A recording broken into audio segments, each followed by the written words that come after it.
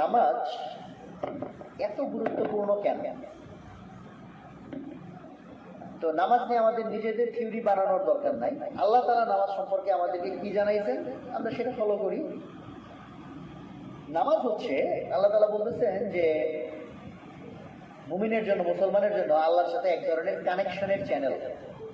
এটা এক ধরনের মোবাইল ফোন, মানে আমাদের আধুনিক ভাষায় বললে কি এটা অদৃশ্য মোবাইল ফোন। মোবাইলের ধরা যায় বাট এটা অদৃশ্য মোবাইল ফোন, যে মোবাইল দিয়ে কার সাথে কথা বলা যাবে? আল্লাহর কাছে কথা বলা যাবে, আল্লাহর কাছে চাওয়া যাবে, আল্লাহ আমার এটা দরকার। এটা কি আমি কোনো বানাই থিওরি দিলাম? এটা কি আমার বক্তব্য? আমি একটা ধারণা করলাম যে এই নামাজ হচ্ছে আল্লাহর সাথে কানেকশন, এটা আমার ধারণা। আমি কি ধারণা বলছি? হ্যাঁ, ধারণা বলি না, এটা হাদিস করণের কথা বলছি যে আল্লাহ তাআলার বয়ানে বলছি যে নামাজ হচ্ছে মুসলমানকে আল্লাহ বিশাল এক নিয়ামত দিছে। বিশাল এমন নিয়ামত যে একটা ইন্ডিভিজুয়াল মুসলমান, তার এইরকম বড় ইমাম সাহেব, মুফতি সাহেব হওয়ার দরকার নাই। He can directly connect to his creator. তার সৃষ্টিকর্তার সাথে সে ডাইরেক্ট কানেক্ট করতে পারে, তার কাছে আবেদন জানাইতে পারে এবং তার আবেদন আল্লাহ কবুল করলে আল্লাহ তাআলা তার রেসপন্স, তার যা দরকার সেটা তাকে পৌঁছায় দিতে পারে। এইটা যদি আমরা বিশ্বাস আসলেই করতাম, বাদ বাকি সব বাদ দিয়ে তো ঠিক মতো আগে নামাজ কেমনে পড়তে হবে এটা শিখতাম না। উদাহরণ দিয়ে বুঝে, উদাহরণ বলে মানুষের জন্য সহজ হয়। মানুষ যে প্রযুক্তি দেখে নাই, সেই প্রযুক্তির ফজিলত বোঝা তার জন্য কঠিন। যেমন ধরা যাক আফ্রিকার একটা জঙ্গল থেকে এমন একটা লোককে ধরে নিয়ে আসছি যে জীবনে কোনোদিন সাধারণ সভ্যতা কিছুই দেখে না। তো সে এসে দেখলো যে এটা ফ্যান ঘুরে, তো তাকে একটা লাঠি দেওয়া হয়েছে, ওই যে ফ্যানটা থাইমে আছে ওই লাঠির মধ্যে, লাঠি দিয়ে সে পাখার মধ্যে বাড়ি দিচ্ছে, বাড়ি দিলে এটা একটু বাড়ি খেয়ে ঘুরছে। এইটুকু প্রযুক্তি তার মাথা ধরে, বুঝছি ভাই বাড়ি মারছি ঘুরছে। তো সে এরকম বারবার একটু করে করে যায়, বাড়ি মারে একটু করে ঘুরায়। দেখে আরেকজন বলে আরে তুমি কি করতেছো, ফ্যানটা তো নষ্ট করবা, এটা এইভাবে কোনোদিন ঘুরায় না। ওইখানে যাও, যেটা বলে সুইচ, মানে যে একটা টিপ দিবা, টিপ দিলে দেখবা এটা ঘুরতেই থাকবে। আচ্ছা, তার কাছে এটা কি অযৌক্তিক কথা না? ফ্যান হইলো ওইখানে, টিপ দিলাম এইখানে, এনে টিপ দিলে ওইটা কেন করবে? কারণ ওইটাতে বাড়ি দিলে ওইটা ঘুরে, এটা তো চোখের সামনে বুঝে যাবে ওর মধ্যে বাড়ি মারতে ঘুরছে। কিন্তু এই টিপ দিলে এটা ঘুরবে, যে এই প্রযুক্তি কোনোদিন দেখে নাই, তার কাছে কি এটা যৌক্তিক না অযৌক্তিক? অযৌক্তিক না নাকি ভাই? ভুল বললাম না? এইখানে টিপ দিলে ওইটা কেন করবে? তাহলে এই প্রযুক্তি সম্পর্কে যদি তাকে বুঝ দেওয়া হয়, দেখানো হয়, তাহলে আস্তে আস্তে তার কাছে এটা আবার নর্মাল। যেমন একটা বাচ্চা যে জন্ম থেকে হয়ে এই টিপ দিলে ফ্যান করে, তার কাছে এটা অযৌক্তিক, নর্মাল লাগে। তার কাছে এটাই তো হওয়ার কথা, এটা টিপ দিলে চলে ঘুরার কথা, সেটা দেখে দেখে অভ্যস্ত। এই প্রযুক্তি যে দেখে অভ্যস্ত হয়েছে, বিশ্বাস করছে, তাকে যদি এখন বলি তাহলে তুমি একদিন কষ্ট মষ্ট দরকার নাই, তোমার গরম লাগছে তুমি এনে টিপ দাও, তাহলে তোমার বাতাস যা দরকার তুমি পাওয়া যাবে। এখন যে এই প্রযুক্তিটুকু দেখছে, তাকে আমি আরো আপগ্রেডেড প্রযুক্তি অফার করলাম এক সময়। তো আমি দেখলাম লোকজন টিপতে হয়, তাই না, কষ্ট করে ওই থেকে উঠে আসতে হয়, বা রাতে ঘুমাচ্ছি শেষ চাইতে বাতাস বেশি বা কম, সেই ঘুম ব্যাগে উঠে যায়, সুইচ টিপ দাও, রেগুলেটর ঘুরাও। তারই জন্য আমি আরো আধুনিক প্রযুক্তি দিলাম। আধুনিক প্রযুক্তি বললাম এরকম যে বাইরে টিপাটিপির কোনো দরকার নেই, আপনি শুধু মন্ত্র পড়বেন, মন্ত্র পড়বেন ফ্যান ঘুরবে, মন্ত্র পড়বেন ফ্যানের স্পিড বাড়বে, মন্ত্র পড়বেন ফ্যানের স্পিড কমে যাবে। এটা কি যুক্তির কথা হইল? মন্ত্র পড়লে কোনোদিন ফ্যান ঘুরে? বাট এই প্রযুক্তিও পৃথিবীতে চলে আসছে। আইওটি ডিভাইস বলে, ইন্টারনেট অফ থিংস, মানে হচ্ছে ওই ফ্যান, টিভি, ফ্রিজ, এসি এগুলোর মধ্যে চিপ লাগানো যায়, ইন্টারনেট কানেক্টেড। আর ওই যে এরকম তোমরা দেখছো তো গুগল হোম, অ্যালেক্সা, এগুলো প্রোডাক্ট আছে। গুগলের একটা প্রোডাক্ট আছে, নাম হচ্ছে গুগল হোম। ওটা হচ্ছে বেসিক কন্ট্রোলার, ওর সাথে সমস্ত ডিভাইস ইন্টারনেটে কানেক্টেড, এবং এই ডিভাইস চলে আবার ভয়েস কমান্ডে। যে অ্যামাজন যেটা বের করছে ওটা অ্যালেক্সা। তো এখন অ্যালেক্সা আমি ঘরের মধ্যে সেট করছি, অ্যালেক্সার ভিতরে কমান্ড ঢোকানো আছে, hi Alexa turn on the fan. এই কমান্ড 3 বার বলতে হবে, এইভাবে প্রোগ্রাম ঢোকানো আছে। ভয়েস কমান্ড তো এখন তো আমরা ভয়েস কমান্ড বুঝি, তাই না, মোবাইল ইউজ করি না। তো এরকম অ্যালেক্সাতে ভয়েস কমান্ড দেওয়া আছে, hi Alexa turn on the fan, hi Alexa turn on the fan. এবং প্রোগ্রাম করে দিচ্ছে এটা 3 বার বলতে হবে। 3 বার বললে ফ্যান চালু হয়ে গেল। Hi Alexa speed up speed up speed up, কি হলো? ফ্যানের স্পিড বেড়ে গেল। ডাউন ডাউন ডাউন কমে গেল। আচ্ছা এই যে এগুলো কি হলো? মন্ত্র না? মন্ত্র মানে কি? একটা জিনিস আওড়ান। যে এই প্রযুক্তি দেখে না, ধরা যাক একটা গ্রামের লোক, সেই টিপ দেওয়া দেখছে কিন্তু এই ইয়ে দেখে না, সেই গ্রামের মধ্যে গিয়া বলছি ভাই টিপা টিপের দরকার নাই, এই যে দাও তোমার সামনে একটা জিনিস দিয়ে গেলাম, সামনে বসে মন্ত্র পড়বা, এই মন্ত্র শিখাই গেলাম, এই মন্ত্র বললে এই করবে, এই মন্ত্র যে বিষয় মন্ত্র বললে কোনোদিন হয়।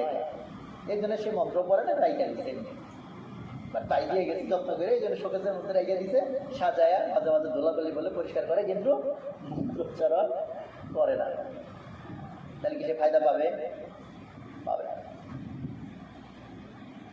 এখন চিন্তা করি আরো অ্যাডভান্স টেকনোলজি। মন্ত্র পড়া লাগবে না, খালি মনে মনে ভাববো, মনে মনে ভাববো ফ্যানটা চালু হবে, চালু হয়ে যাবে, ফ্যানের স্পিড বাইরে যাবে, ফ্যানের স্পিড কমে যাবে। এটা কি সম্ভব? এই প্রযুক্তিও প্রায় চলে আসার তার টেস্টিং হচ্ছে। এটা অলরেডি টেসলা কোম্পানি যে এলন মাস্ক নিউরোলিং ব্রেনের সাথে ইন্টারফেসিং করতেছে, যে মানে ব্রেনের মধ্যে যা ভাববো সেই কমান্ড যন্ত্র বুঝতে পারবে। এই ধরনের টেকনোলজি অলরেডি আবিষ্কার হচ্ছে। যেমন আমারই একটা ছোট্ট যন্ত্র আছে, হেডব্যান্ড, মিউজ কোম্পানি থেকে কেনা। ওই ব্যান্ড মাথায় রেখে আমি যদি ধরো ফোকাস করি, যে একদম মানে যাতে মাইন্ড বিক্ষিপ্ত না হয়, তো ওই অ্যাপের ভিতরে গ্রাফ দিয়ে দেখানো যায়, দেখায় যে আমার ফোকাস ঠিক ছিল নাকি মনোযোগ নষ্ট হয়ে গেছিল, বা মনোযোগ কোন লেয়ারে ছিল। বাট ঘটনা ঘটতেছে এখানে, বাট ওয়্যারলেসলি সেটা আমার মোবাইলে আমি আমার ব্রেনের এক ধরনের ফাংশন আমি দেখতে পাচ্ছি। তো এই প্রযুক্তি অলরেডি অনেকটুকু ডেভেলপ, মার্কেটে হয়তো 2-4 বছরের মধ্যে চলে আসবে, কিছু ভার্সন চলে আসছে, বাট আরো। তো তখন যেটা হবে সেটা কি, যে এখন যেমন মোবাইলে আমি টিপ দিচ্ছি, তার চেয়ে একটু অ্যাডভান্স কি টিপ দেওয়া লাগতেছে না, মুখে বলতেছি, আরেকটু অ্যাডভান্স কি মুখেও বলা লাগবে না, চিন্তা করবো। আর চিন্তার মধ্যে তো কত কিছু হয়, চিন্তার তো কন্ট্রোল মুশকিল, তাই না? তাহলে আমি কি চিন্তা করলাম, হঠাৎ করে আবার কি অন হইলো কি অফ হইলো, ঝামেলা না? তার মধ্যে ওই প্রযুক্তির মধ্যে তো তাহলে নিশ্চয়ই একটা যদি কিন্তু থাকতে হবে, তাই না? তো যদি কিন্তু যেটা থাকবে সেটা কি, সেটা হচ্ছে যে মনের মধ্যে উল্টা পাল্টা যা ভাবতেছি সেটাই ঘটে যাবে না, মনের মধ্যে ধারণাটাকে স্থির করবো, মনে মনে মনে মনে ওকে বলবো, তারপরে ঘটনা ঘটবে। এই ধরনের কিছু একটা হয়তো হবে নাকি, যে আমি খুশু আনবো, বুঝলেন? যে চিন্তার মধ্যে কি আনবো, স্থিরতা আনবো, যে হ্যাঁ ফ্যানটা ঘুরে, কল্পনার মধ্যে স্থির দৃশ্য দেখলাম, মনে মনে ওকে করলাম, ফ্যান ঘোরা শুরু করলো। তো এই প্রযুক্তি অলরেডি চলে আসার পথে। যেসব প্রযুক্তির কথা বললাম আজ থেকে মাত্র 10 বছর আগে বললে আমার মানুষ পাগল বলতো না, বাইরে যেটা এখন বাস্তবতা। তো প্রযুক্তি বোঝার ফলে আমার কাছে এখন মনে হয় আল্লাহকে বোঝা সহজ হয়ে গেছে। একদিক থেকে চিন্তা করলে আল্লাহ আমাদেরকে যত টেকনোলজি দিচ্ছে, আমি টেকনোলজি শব্দটা বললাম যে আমাদের আধুনিক, আমরা যারা পড়ালেখা করি তাদের জন্য বোঝার সহজ টার্মিনোলজি। আল্লাহ যে টেকনোলজি দিচ্ছেন, এই টেকনোলজি বোঝাটা সহজ। আর টেকনোলজি না বুঝলে, বুঝো না বুঝো, বিশ্বাস ঠিক মতো করলেই হইতো, যেহেতু বিশ্বাস আসে নাই ঠিক মতো, বা আসলে আদা খেচরা বিশ্বাস বা ভাঙাচোরা বিশ্বাস, তো ফলে আমি একটা অ্যাডভান্স প্রযুক্তি ইউজ করতেছি না, ফেলায় রাখছি। You just think about it. এই যে অ্যাডভান্স মোবাইলটা বানানো হইলো, যেখানে ইভেন ভয়েস কমান্ডও না, শুধু চিন্তা করলেই কাজ করে, এই মোবাইলটা নিয়ে যায় আমি সেই আফ্রিকার জঙ্গলে কিছু লোক যাদের সাথে প্রযুক্তির কোনো দেখা সাক্ষাৎ নাই, তাদেরকে দিয়ে আসি, দিয়ে বলছি যে ভাই তোমাদের জন্য আমার অনেক দরদ, তোমাদের জন্য আমি তো অনেক খাবার দাবার নিয়ে আসছি, পোশাক যা দরকার নিয়ে আসছি, বাট আমি যে করে চলে যাব, আমি থাকি 10,000 কিলোমিটার দূরে, প্রত্যেকদিন তো তোমরা আমার পাবা না, বাট তোমাদেরকে এই একটা জিনিস দিয়ে গেলাম, এই জিনিসটা নিয়ে ওই পাহাড়ের উপরে উঠবা, সামনে রাখবা, ধ্যান স্থানের সাথে বসবা, বৈশাখ কল্পনা করবা তোমার কি কি দরকার, সেটি তুমি কল্পনার সাথে সাথে বইলা দিবা, বললে দেখবা এই জিনিস তোমার কাছে পাঠিয়ে দিবে। I was talking about the technology. পাহাড়ে যেতে বলছি কেন? কারণ ও জেনে ছিল ওই দিকে নেটওয়ার্ক ঠিক মতো পায় না, এই জন্য তার পাহাড়ে যাইতে হবে। মেবি আল্লাহর সাথে কানেকশন হইতে গেলে মসজিদের মধ্যে ভালো অ্যান্টেনা আছে, এই জন্য আল্লাহ বলছে জামাতের মধ্যে মসজিদে এসে একসাথে নামাজ পড়ো, আমরা ঘরে পড়ি, কানেকশন ঠিক মতো এই জন্য তো হয় না। তো যাই হোক, এখন পাহাড়ে যেতে হবে, মোবাইলটা সুন্দর করে রাখতে হবে, আবার ধ্যানে স্থানে বসতে হবে, বসে আবার একদম গভীরভাবে চিন্তা করতে হবে। এখন ওই লোকগুলা যারা এই প্রযুক্তি দেখে না, তাদের কাছে এটা বিশ্বাস হবে? এটা কোনোদিন ভাই কথা, সে থাকে 5,000 কিলোমিটার দূরে, আর আমি তাই এগুলো এগুলো এগুলো করবো, এগুলো করলে বলে এগুলো হবে। এই তারা বিশ্বাস করে না, যে কারণে যেভাবে যা করতে বলছে সেগুলো সে ভালো করে না। করে না বলে ফায়দা পায় না, পায় না বলে এটা আরো ইউজ করে না, ভাই এটা তো হয় না। কিন্তু সেই লোকটা এত ভালো, আমারে বলছিল এটা করতে, তাই আমি কোন রকম পাহাড়ে যাই, রাখি আর করি, এটা এটা এটা পাঠাই দিয়ে, এমন কিছুই আমার কাছে আসে না। কারণ যে টেকনোলজি বুঝি না আমি, সেই টেকনোলজি ঠিক যেভাবে ব্যবহার করতে বলা হয়েছে আমাকে এক্স্যাক্টলি ওইটাই করতে হবে। কারণ তো জানি না এটা কিভাবে কাজ করে। যেমন সিম্পল চিন্তা করো, ওই মোবাইলটাই ধরো লক করা থাকে, আনলক করার জন্য একটা প্যাটার্ন আছে, সেই প্যাটার্নও আমার বইলা গেছে যে করলে এরপরে আপনি করবেন। ওই প্যাটার্ন যেরকম আছে আমি দিলাম কোন রকম একটা, খুলবে মোবাইল, খুলবে প্যাটার্ন ব্লক, বুঝি তো আমরা নাকি? বা একটা পাসওয়ার্ড দেওয়া আছে, পাসওয়ার্ডের মধ্যে আমি লিখলাম সেটাই এক্সট্রা লিখলাম, যে ভাই যা বলছে একটু বাড়ায় বাড়ায় লিখলাম, কম লিখি নাই, কাজ করবে না, যা বলছে তাই। তো এই যে অ্যাডভান্স সব টেকনোলজি না জানার ফলে আমরা একটা মহামূল্যবান জিনিস ইউজ করি না। সালাত হচ্ছে ওই অ্যাডভান্স টেকনোলজি, যে অ্যাডভান্স টেকনোলজি আমি এতক্ষণ যে উদাহরণ বলছি, যেটা দিয়া আন্দাজ হয়তো আমরা করতে পারি যে আল্লাহ তাআলা ওই টেকনোলজি আমাদেরকে অলরেডি দিয়ে দিচ্ছেন। যে আমি সালাতে দাঁড়াবো পবিত্রতার সাথে, একজন বলতে পারো ভাই পবিত্র হওয়ার দরকার কি? এগেইন তুমি যে টেকনোলজি জানো না, সেই টেকনোলজির কোনটার কি কারণ এটা তুমি ব্যাখ্যা করতে পারবো? আমি ব্যাখ্যা করতে পারবো? যে ইলেকট্রিসিটি টেকনোলজি জানি না, এখন বলছে লাইট একটা অফ হয়ে গেছে, ফ্যান অফ হয়ে গেছে, বলছে সব লাইট ফ্যান যদি অফ হয়ে যায় তাই এই যে তোমার একটা বাক্স দিলাম, বাক্স খুলবা ঢাকা, একটা স্যান্ডেলের পরবা, কি নাম বলে, প্লাস্টিকের জুতা পরবা, জুতা পরে হাতের মধ্যে গ্লাভস পরবা, তারপরে ওখানে একটা দিবা সাদা জিনিস, এটা টান দিয়ে বাইর করবা, দেখবো ওখানে একটা তারের মতো জিনিস আছে, ওইটা ফেলাই দিবা, দিয়া ওইটা একটা নতুন তার লাগায় আটকাই দিবা, দেখবা লাইট ফ্যান সব চলতেছে। বুঝছো আমি সে কথা বলছি, ফিউজের কথা বলছি। আর তুমি বলতে পারো ভাই লাইট ফ্যান এনে এনে নষ্ট হলে ওয়েনে যায় আমার কি কাজ? দ্বিতীয়ত ওয়েনে যায় কাজ করবো বুঝছি, ভাই স্যান্ডেল কেন করতে হবে, এর সাথে স্যান্ডেলের কি সম্পর্ক? তোমার তো ধারণা নাই সব কি জিনিস, ইলেকট্রিসিটি কি জিনিস। যদি তুমি চামড়ার কি বলে রাবারের স্যান্ডেল না পরো, সব খায়া মারা যাবে। বুঝো না আমার কথা? এখন চিন্তা করো, নামাজ পড়তে হলে ওযু করতে হয় নাকি? ওযু করার যুক্তি মানুষ কোনোদিন বুঝাই বলতে পারবে কেউ কাউরে? সম্ভব না তো। ধরো আমি প্রস্রাব করছি, ওযু আমার আছে না ভেঙে গেছে? ভেঙে গেছে, তাহলে কি করতে হবে? আবার ওযু করতে হবে। আচ্ছা প্রস্রাব করছি, আমার কি নাকে চোখের মধ্যে প্রস্রাব গেছে? তা আবার কেন আমি নাকে পানি দেবো, আবার কেন আমি কুলি করবো? বরং যেখান থেকে প্রস্রাব করছে ওযুর মধ্যে বরং এটাই নাই যে ওইখানে আবার নতুন করে পানি দেওয়া আছে। তা এটা যুক্তির কথা হইল? এটা কি কোনো যুক্তির কথা হইল? যে ভাই আমি প্রস্রাব করছি, আবার হাত দিতেছি, পা দিতেছি, কুলি করতেছি। এটা যুক্তি খুঁজে কোনো লাভ নাই। কারণ যে টেকনোলজি বুঝো না, যে টেকনোলজির জ্ঞান তোমার নাই, সেই টেকনোলজির মধ্যে যুক্তি খুঁজে তোমার কোনো লাভ আছে? তুমি কি জানো এটা কেমনে কাজ করে, সার্কিট কেমনে কাজ করে তুমি জানো? তুমি আজ এটা কইতেছো কেন যে ভাই এটা হইলে কেন, ওইটা হইলো না, ওইটা কেন হইলে কেন, এটা হইলো না? We just don't have the idea. এটা অ্যাডভান্স টেকনোলজি, তোমার কোনো আইডিয়া নাই। ফলে তোমার উচিত হচ্ছে অ্যাবসলিউটলি যেমনে বলছে ঠিক অমনে জানিয়ে এই কাজটা করে।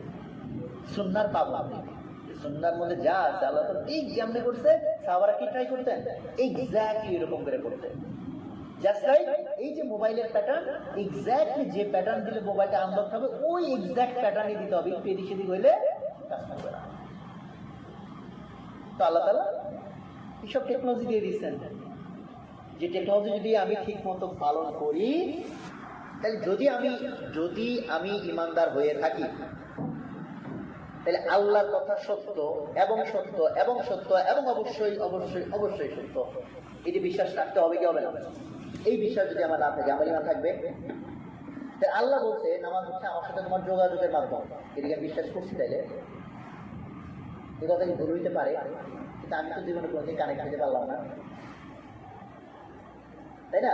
ওই যে জঙ্গলের মধ্যে যাদেরকে মোবাইল দিয়ে আসে তাদেরকে বললাম যে ভাই ওই লোকটা তো বলছিল এই মোবাইল দিয়ে যা চাইবা চলে আসবে, সত্যি না মিথ্যা? বলো হ্যাঁ ভাই ওই তো সত্যি কথা, উনি তো ভালো মানুষ, মিথ্যা কথা তো বলার কথা না। কিন্তু মনের ভিতরে কিন্তু তোমার ধারণা তৈরি হয়েছে ভাই এটা তো কাজ করে না। কত সত্যি ঠিক আছে হয়তো, মোবাইল তো কাজ করে না, কারণ যেমনি মোবাইল ইউজ করার কথা ছিল তুমি কি এমনি মোবাইল ইউজ করছো? প্যাটার্ন যেমন দেওয়ার কথা ছিল দিছো, যে পাহাড়ে উঠতে বলছিল উঠছিলা, যেরকম ধ্যানের সাথে গিয়া বলছিল যে এমনি এমনি এমনি চিন্তা করা করছিলা, করো নাই। So আমাদের human body is an advance technology, human body advance technology. So এই জন্য সালাত যে একটা অসাধারণ গিফট, সালাত একটা অসাধারণ গিফট, আমরা বানাই দিচ্ছি বার্ডেন, আমরা মনে করছি বার্ডেন। তুমি চিন্তা করো, তুমি যদি লিটারেলি বিশ্বাস করতে এবং এটা ফজিলত অর্জন করতে পারতা যে আল্লাহর কাছে 5 বার আমার ফোন দেওয়ার সুযোগ আছে দিনের মধ্যে, বেশি নাই, যা চাওয়ার চামো চাইলে আল্লাহ পাঠাই দিলেন, এই যে বিশ্বাস করতাম আমরা আল্লাহর কথা, আল্লাহ 5 বার না একটু বাড়ায় 10টা বানায় 10 বার বানায় দাও, আল্লাহ বাড়ায় 50 বার বানায় দাও, যাতে আমার যখনই দরকার তখনই তোমার একটু ফোনটা আমি দিতে পারি। কি চাইতাম না এটা? যদি বলা হতো যে এই মোবাইলে ফোন দিলে তুমি যা চাইবা পাবা, কিন্তু হলো দিনে 5 বারের বেশি ব্যবহার করা যাবে না, আমরা লিমিট বাড়াই যাবো না। আল্লাহ তাআলা সালাত কত দিয়েছিলেন? 50 বার নিয়ম বাড়াই দিয়েছিলেন, আমরা বুঝি নাই, আমরা আল্লাহ তো জানে। মুসা আলাইহিস সালাম বলছে যে এই বান্দা এগুলো বুঝবে না, পরে দেখা যাবে যে আরো ঘাপলা, ঠিক আছে কমায় টমায় দাও, তাহলে ঠিক আছে ফরজ নামাজ বাদে তো নফল নামাজের সুযোগ আছে, তাই না?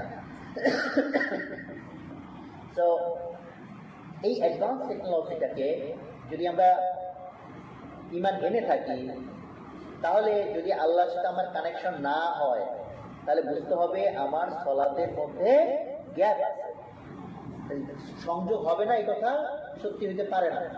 আল্লাহর কথা অবশ্যই সত্যি, সমস্যা আল্লাহ না, সমস্যাটা আমার। এখন সালাত জিনিসটা লাস্ট পর্যন্ত আমরা যখন এসে দাঁড়াচ্ছি পড়তেছি, রিচুয়ালিস্টিক যে পার্ট, এইটা কিন্তু ওইটুকুই না, এর সাথে আরো অনেকগুলো জিনিস কানেক্টেড। যতগুলো জিনিস কানেক্টেড যাতে আল্লাহর সাথে আমার কানেকশন হয়, আমি আল্লাহর সাথে কথা বলতে পারি, চাইতে পারি, তার জন্য তার আগে আরো অনেকগুলা প্রি রিকুইজিট আছে, আরো অনেকগুলা পূর্ব শর্ত আছে, যার মধ্যে অন্যতম পূর্ব শর্ত হচ্ছে পবিত্রতা।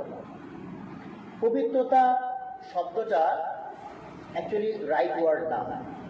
আমরা যে সুবহানাল্লাহ বলি সকল পবিত্রতা আল্লাহর, এটা ওয়ার্ডের লিমিটেশন বা রাইট ওয়ার্ড আমরা আসলে জানি না। পবিত্রতা হচ্ছে মনে করি না, এটা আমরা পবিত্রতা বলতে বুঝি ময়লা টয়লা না থাকে এটা কি পবিত্র হইল, তাই না? জিনিসটা এরকম না, জিনিসটা হচ্ছে একটা স্টেট, মানে সোজা কথা আল্লাহর সাথে কানেকশন হওয়ার জন্য আমার একটা হালত দরকার, যে হালতে মানে আল্লাহ যেরকম ওটার সাথে কানেকশন হইতে গেলে আমার একটা কি দরকার, সার্টেন স্টেজ দরকার। ওই স্টেজটাকে আমরা পবিত্রতা শব্দ দিয়ে উল্লেখ করি, এটা ছাড়া আল্লাহর সাথে কানেকশন হবে না। এই পবিত্রতা কিসের পবিত্রতা? যেমন আমরা বলছি গোসল করা, যেমন তার যদি গোসল ফরজ হয় তাহলে গোসল করে তাকে পবিত্র হইতে হয়। পবিত্র হওয়া মানে হচ্ছে আমাকে এমন একটা স্টেজে উঠতে হয় যে স্টেজ ছাড়া, যে অবস্থা ছাড়া আল্লাহর সাথে কানেকশন হবে না। ফর এক্সাম্পল, আমি একটা তারের সাথে তারের কানেকশন দিতে চাই যাতে ইলেকট্রিসিটিটা এই তার থেকে এই তারে আসে, এই ইলেকট্রিসিটির উপর যদি কাভার থাকে, প্লাস্টিকের কাভার, তাহলে এটা কিনে যদি এটার সাথে আমি লাগাই, এর উপরে কারেন্ট আসবে? আসবে না। তাহলে আমি বলবো কি তার পবিত্র হয় নাই, মানে এই অর্থে যদি বুঝাই যে এর সাথে এর কানেকশন হয়ে এনার্জি আসতে হইলে যে অবস্থায় উঠতে হবে ওটার নাম যদি বলি পবিত্রতা, তাহলে এই উপর কাভার লাগানো আছে, প্লাস্টিক লাগানো আছে, মানে কি তারটা কি হয় নাই? পবিত্র হয় নাই। বুঝা গেছে? এটা মানে উদাহরণ দিয়ে বলতেছি আর কি। একইভাবে আল্লাহর সাথে আমার কানেকশন হয়ে যদি স্পিরিচুয়াল এনার্জি আমার আনতে হয়, আল্লাহর মদদ আল্লাহর সাহায্য যদি আমার আনতে হয়, তাহলে আমাকে ওরকম একটা পর্যায়ে উঠতে হবে, যে পর্যায়কে আমরা পবিত্রতা শব্দ দিয়ে উল্লেখ করি, যদিও শব্দটা কি বোঝায় আমাদের কাছে ক্লিয়ার না। তো অর্থ ক্লিয়ার হোক বা না হোক, আমাকে তাহলে শরীয়ত জানতে হবে, শরীয়তে কি বলা হয়েছে, যে কি হইলে পবিত্র হয় আর কিসের কিসের পবিত্রতা লাগবে। একটা হচ্ছে দেহের পবিত্রতা লাগবে, দেহ একটা এলিমেন্ট, আমার এই দেহ আল্লাহর সাথে কানেক্ট হয়ে গেলে আমার এই দেহ পবিত্রতা লাগবে, অপবিত্র হইলে হবে না। এখন অপবিত্র মানে কি? আমার এখানে একটু কাদা লাগছে, তার মানে কি আমি অপবিত্র? আল্লাহর সাথে কানেকশন হবে না, এরকম না। পবিত্রতা অপবিত্রতার সংখ্যা আল্লাহ থেকে। ফলে যে যে পরিস্থিতি হলে শরীয়ত বলছে আমি অপবিত্র, তাহলে ওই পরিস্থিতি থেকে আমাকে উঠে আসতে হবে। যেমন কিছু কিছু সিচুয়েশনে আমাদের গোসল ফরজ হয়, গোসল ফরজ হয়, ওই অবস্থাটা অপবিত্র অবস্থা, ওই অবস্থায় আল্লাহর সাথে কানেকশন হওয়ার কোনো সুযোগ নেই, বরং তখন উল্টা শয়তান তোমার সাথে কানেক্ট হওয়ার সুযোগ তৈরি হয়ে যায়। মানে শয়তান চাইলে তখন তোমাকে কানেক্ট করতে পারে। যদি ওটা ভিন্ন আলোচনা, ওদিকে আমি যাবো না, but that is also almost equal important topic. Connection আল্লাহর সাথে যেমন আমি হইতে চাই, আর ওটা শয়তান চায় আমারে তোমারে কানেক্ট করতে। তো তাহলে শারীরিক পবিত্রতার মধ্যে আছে যেমন গোসল, যেটা নিয়ে আজকে দুপুরে আলোচনা হয়েছে, গোসলের ফরজ, গোসল কিভাবে করতে হবে।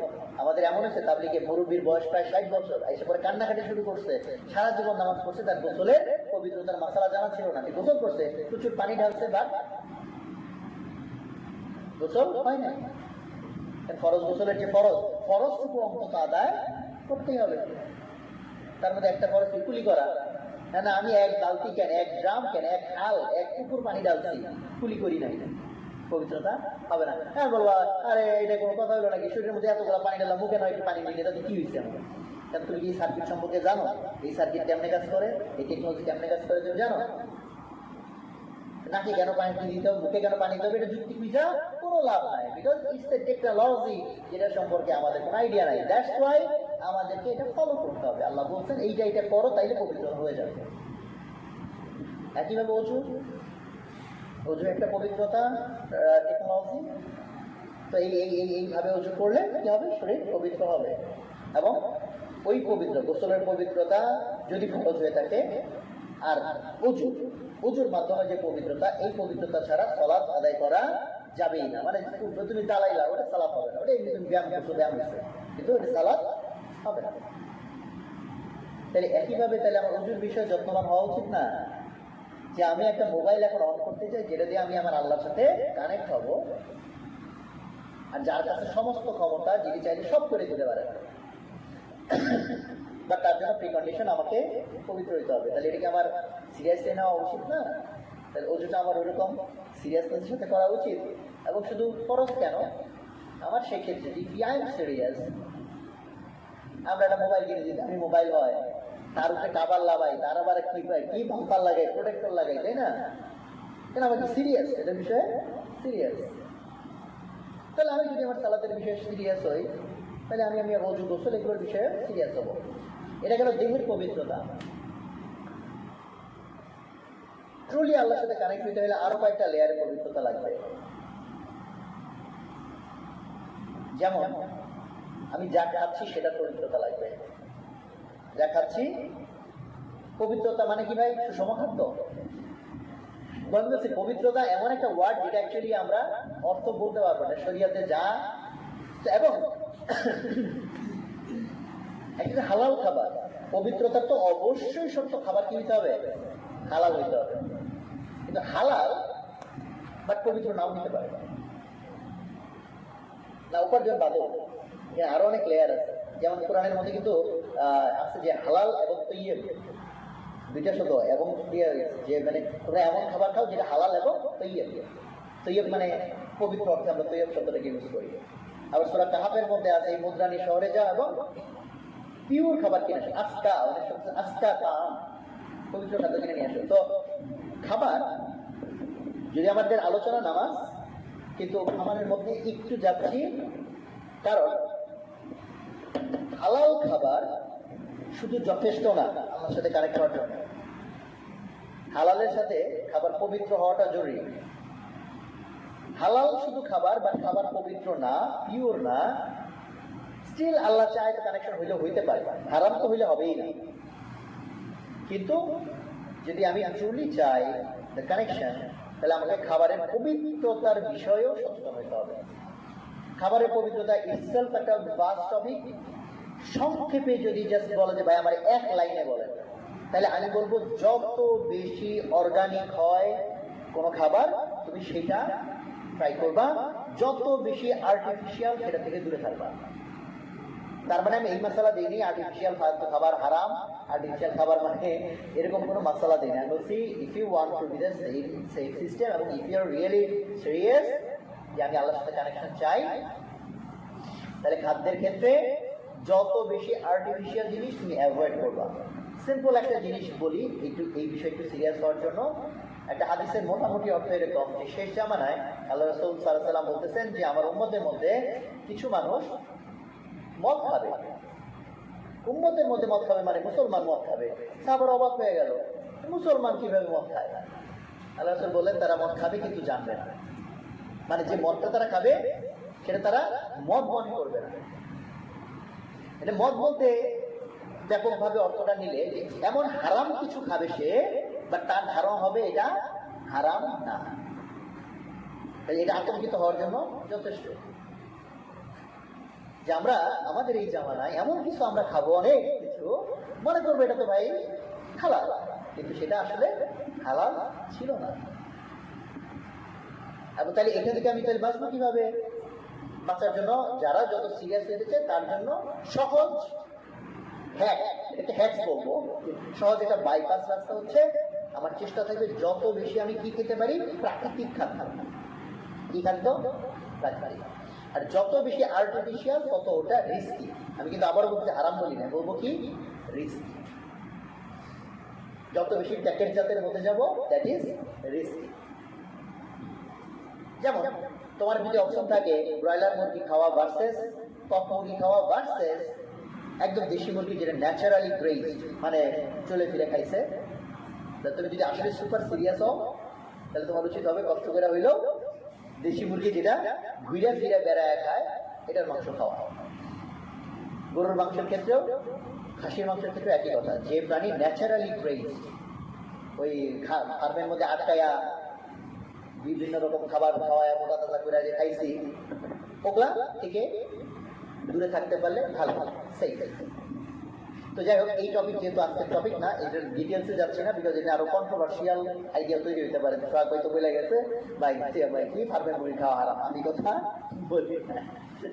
বলছি খাবারের পবিত্রতা এবং পিউরিটি যদি চিন্তা করো তাহলে যত বেশি ন্যাচারাল সেটার দিকে থাকবা, ইটস সেফার ফর ইউ, তোমার ইন্টারনাল পবিত্রতার জন্য। আমরা এই যে মুরগি হালাল না কচ্ছপ হালাল না ব্যাং হালাল না হারাম, এটা নিয়েও যতটুকু কনসার্ন, তার চেয়ে লেস কনসার্ন ইনকাম হালাল কিনা। ওইটা হালাল হওয়া লাগবে না, তোমার খালি চিকেনটা হালাল পদ্ধতি জবাই করলে হয়ে যাবে। সেইখানে গিয়ে তো সবাই আমরা কট না। আজকের দিনে আজকের পৃথিবীতে ট্রুলি 100% হালাল ইনকাম অলমোস্ট এক্সিস্ট করে না। কোনো না কোনো ভাবে প্রত্যেকে আমরা একটু না একটু রিবা বা সুদের সাথে একটু না একটু সংযোগ আছে। সেই জন্য আমাদের অনেক বেশি ইস্তেগফারের সাথে থাকা।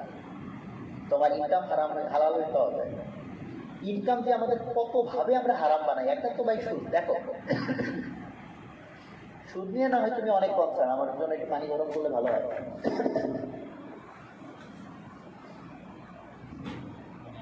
তুমি যতভাবে তোমার ইনকাম করতে গিয়ে অন্যের হক নষ্ট করছো, তুমি যতভাবে ইনকাম করতে গিয়ে অন্যের হক নষ্ট করছো, তারপর তোমার ইনকামের মধ্যে হারাম ঢুকে নাই।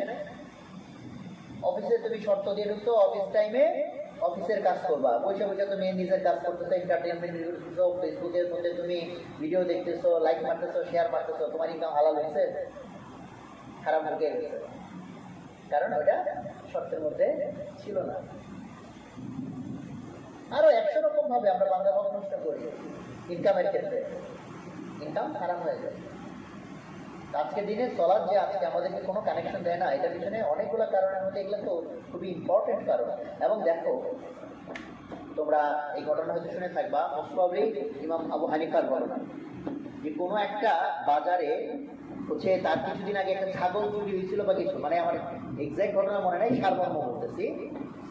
চুরির ছাগল চুরি হয়েছে এবং মোটামুটি ধারণা করা গেছে ওই চুরি করা ছাগল বিক্রি হয়ে বাজারে মাংসটা বিক্রি হচ্ছে। ইমাম আবু হানিফা বেশ কয়েকদিন পর্যন্ত বাজার থেকে মাংস কিনে নেয়। আচ্ছা, ছাগল কি উনি চুরি করছে? চোরের সাথে কি ওনার কোনো কানেকশন আছে? ফলে এই মাংস খাওয়া ওনার জন্য কি হারাম হবে? যদি ছাগল চুরি হয়ে থাকে, চোর যদি ছাগল বিক্রি করে থাকে এবং আমি সেটা কিছুই জানি না, বাজার থেকে সেই মাংস কিনে আমি খাইছি, এটা কি আমার জন্য হারাম হবে? মাস্টার মাস্টার জিজ্ঞেস করো, কোনো আলেমের ফতোয়া দিবে না যে মাংস খাওয়া খারাপ। ইমাম বাবা কেন এটা খাইলেন না? উনি কেন কয়েকদিন পর্যন্ত বাজারে পর্যন্ত মাংস কেনা বন্ধ রাখলেন? কারণ ওনারা তো হালালের লেভেলে ছিলেন না, ওনারা কিসের লেভেলে ছিলেন? তো আজকা ওই লেভেলে, পিউরিটির লেভেলে, যে আমি আমার বডির ভিতরে হারামের সাথে রিলেটেড এমন কিছু ঢুকতে দিতে চাই না যা আমার বডির পিউরিটি নষ্ট করবে। এটা ছিল ওনাদের লেয়ার। আর আমরা তো নিজেই হারাম হারাম কি এটার মধ্যে কোনো গ্রাহ্য নাই আমার। বোঝা গেছে যে বডির ভিতরে এমন কোনো খাবার ওনারা চেষ্টা করতেন যে না ঢুকে যেটা ইম্পিউরিটি আছে। এবং আরেকটা ঘটনারও আমার সারমর্ম এবং ক্যারেক্টারকে মনে নাই, বাট এরকম কোনো সাহাবা বা কারো ঘটনা যে কেউ একজন হচ্ছে তাকে দুধ দিছিল, আল্লাহ রসুলেরই ঘটনা কিনা, দুধ আল্লাহ রসুল বা ওই সাহাবা খেয়ে ফেলছিলেন। পরবর্তীতে সে বলতেছিল যে এই দুধটা আমি পাইছি যে আমি যখন ছিলাম না, ইসলামের মধ্যে ছিলাম না, তখন তাকে ঝাড়ফুঁক করছিলাম, মানে যে তান্ত্রিক বা শিল্পী সব দিয়ে জিনিস করছিলাম, এবং সেটার বিনিময় হিসেবে সে আমাকে দুধ দিছে এবং সেই দুধটা সে সাহাবি বা খেয়ে ফেলছিল। তো যে খেতেছিল তার জন্য এটা হারামের কিছু ছিল না, বাট সে বেশ অনেকবার করে বমি করছে মেক শিওর করার জন্য যে ওই জিনিসটা আমার পেট থেকে যেন বের হয়ে যায়। বুঝা গেছে কথা? তো এই জন্য আমার বডির ভিতরে কি ঢুকতেছে সেই খাবারটা, এবং সেই খাবারটা আমি কিভাবে অর্জন করছি, এই পুরো জিনিসটা এই পবিত্রতার সাথে খুব ডিপলি কানেক্টেড। তো দেহের পবিত্রতার দুইটা অংশ বলছে, একটা বলছে একটু বাইরের, একটা বলছে একটু ভিতরের। দুইটা দেহের পবিত্রতার পার্ট, একটা বলছে গোসল অজু বডির বাইরের সাথে, খাবার যেটা খাচ্ছে সেটা বডির সাথে, বাট বডির ভিতরের সাথে। এরপরের পিউরিটির জিনিসটা হচ্ছে খুব ইম্পর্টেন্ট, মাইন্ডের পিউরিটি, স্পিরিচুয়াল পিউরিটি। এবং আজকের দিনে আমাদের এই খাবারে নিয়ে যতটুকু প্রবলেম সেটা তো অবশ্যই আছে, বাট তার চেয়েও এখন অধিকতর বড় প্রবলেম রিসেন্ট টাইমে যেটা হয়েছে সেটা হচ্ছে আমাদের কলবের ইম্পিউরিটি। কলবের ইম্পিউরিটি, কলব কিভাবে ইম্পিউর হয়? কলব ইম্পিউর হয় বেসিক হচ্ছে গুনার মাধ্যমে। বেসিকটা হচ্ছে কি? গুনাহ। যত মানুষ গুনাহ করবে তার হার্ট বা কলব কি হতে থাকবে? করাপ্টেড হতে থাকবে, ডার্ক বা মানে ময়লাযুক্ত থাকবে। কলব যদি ময়লাযুক্ত হয়, ইম্পিউর হয়, অপবিত্র হয়ে যায়, এই কলব আল্লাহর সাথে কানেকশন করতে পারবে নাকি পারবে না? পারবে না। আল্লাহর সাথে অপবিত্র কোনো জিনিসের কোনো সংযোগ নেই। তো আমরা আলহামদুলিল্লাহ এখন তো সবাই গুণামুক্ত জীবনযাপন করি, বছরে আমাদের একটা দুইটা গুনাহ হয় কি হয় না, তাই না? উল্টা আছে, বছরে এমন কোনো দিন পাওয়া যাবে কিনা বা এমন কোনো ঘন্টা পাওয়া যাবে কিনা যে আমি গুনাহ করি নাই। আমাদের ঘুমায় থাকলেও তো এখন গুনাহ হয়। তো একটা তো হচ্ছে এই যে একটু আগে হাদিস পড়া হইলো, নামাজ পড়লে গুনাহ কি হয়? একদম পাতার মতো ঝরঝর করে পড়ে যায়। তো এই হাদিস শুনে তো আমরা খুশি, ওরে বাবা বাবা নামাজ দাঁড়াবো আর গুনাহ সব, নামাজ হয়েছে কিনা সেটাই সবচেয়ে বড় কথা হচ্ছে।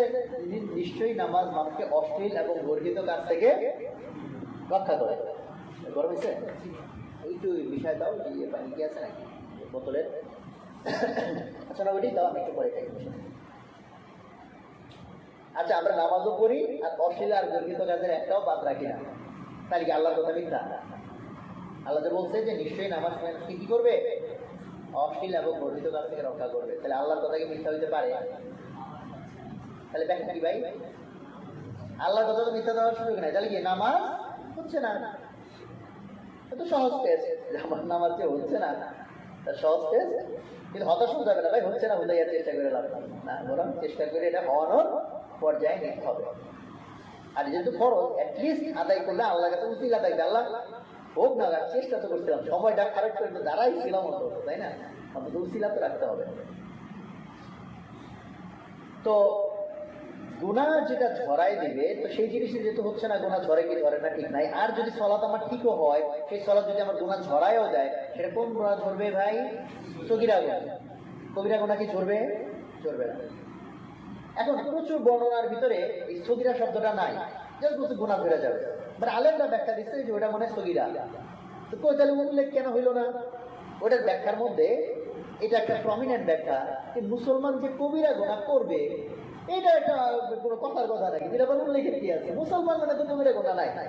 আর যদি তার কবিরা গুনাহ হয়ে যায়ও, সে তো তওবা না করা পর্যন্ত সে তো শান্তি পাবে না। তওবা যদি হয় তার মানে ঘটিত ঝরে গেল, মানে তার তো কবিরা গুনাহ জমা থাকার কোনো সুযোগই নাই।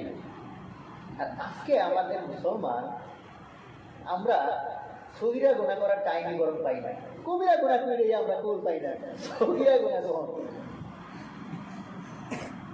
আর আমি এই যে চিল্লা যখন গেছিলাম এই বিষয়ে আমার অ্যাওয়ারনেসটা বাড়ছে, মানে গুনার বিষয়ে অ্যাওয়ারনেসের তো কোনো শেষ নাই। তা আমি তখন ভাবলাম যে হায় হায় বয়স এত হয়ে গেল, এখন পর্যন্ত কবিরা গুনার লিস্টই তো জানি না।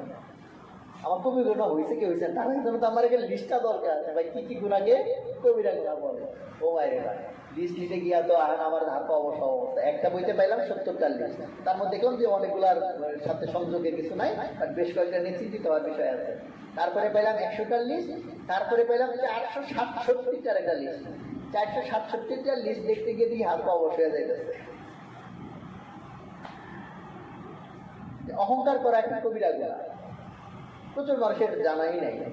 মানে আমি যে একটা জানি আমি কি বা এই সেই ইত্যাদি কবিরা গুনাহ হয়ে গেছে, এবং আমি তওবা না করা পর্যন্ত এটা ক্লিন হবে না, যদি আল্লাহ তওবা কবুল করে। বাট আমি এটা গুনাহই মনে করি না। কত ভাবে আমরা অহংকার করি, এবং যার অহংকার করার কিছু নেই সেও অহংকার করে। ভাই দেখেন আমি সবার সেরা, আমার অহংকার করার কিছুই নাই, আমি পৃথিবীতে ইউনিক একটা মানুষ, এইটাই আমার অহংকার। মানে যার অহংকার করার কিছু নাই সেও একটা কারণ বাড়ি করে কেন আমার অহংকার করা দরকার। পুরো অবস্থা হচ্ছে এরকম। তো আমরা টাকার অহংকার, ডিগ্রির অহংকার, ভার্সিটির অহংকার, ফ্যামিলির অহংকার, তাই না, সুন্দর কথা বলতে পারি সেটার অহংকার, জ্ঞানের অহংকার, অহংকারের কোনো শেষ নাই।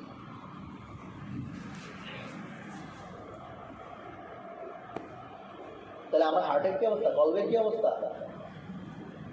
এইটা ময়লা জমতে জমতে জমতে জমতে যদি এটা দেখা যায়, তো সে যদি এটার ভিজুয়ালাইজেশন থাকতো যে আল্লাহ তাআলা গুনাহ করলে আল্লাহ কলবের চেহারা ভাষায় দিবে, বা মোবাইলে কোনো অ্যাপ দেখতে পাবো, তাহলে আমাদের কলবের আর মানে কোনো কালার মানে ব্ল্যাক হইতে এটা এমন ব্ল্যাক।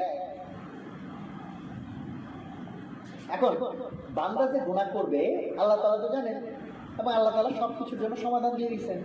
বান্দা তুমি কবিরা গুনাহ করবা, ইস্তেগফার করো।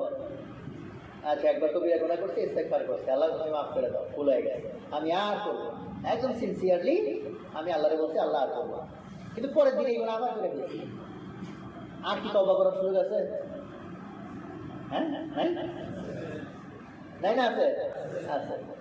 কতবার পর্যন্ত আছে? কয়বার পর্যন্ত তওবা করা যায়? 7 বার। হ্যাঁ, যে কোনো একটা নির্দিষ্ট পাপের জন্য কয়বার পর্যন্ত তওবা করা যায়?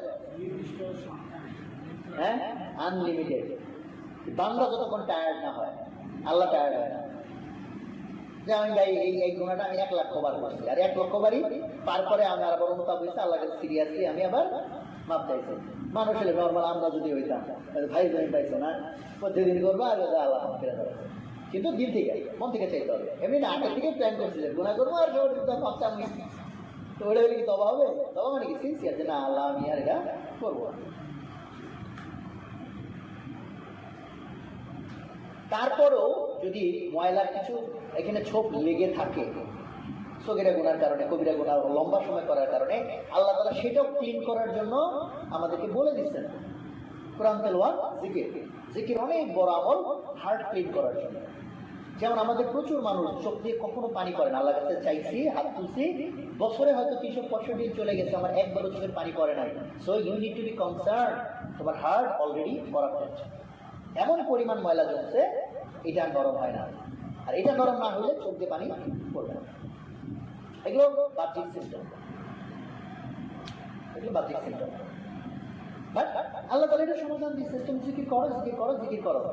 কেন আমি নিজেই যখন আরো অনেক কম বুঝতাম, এখনো কম বুঝি, বাট আগে তো আরো কম বুঝতাম, তখন যেমন জিকিরে আমার প্রচুর অনীহা ছিল। যে আলহামদুলিল্লাহ, আচ্ছা বুঝছি, আর সকল প্রশংসা আল্লাহ, 100 বার কেন বলা লাগবে?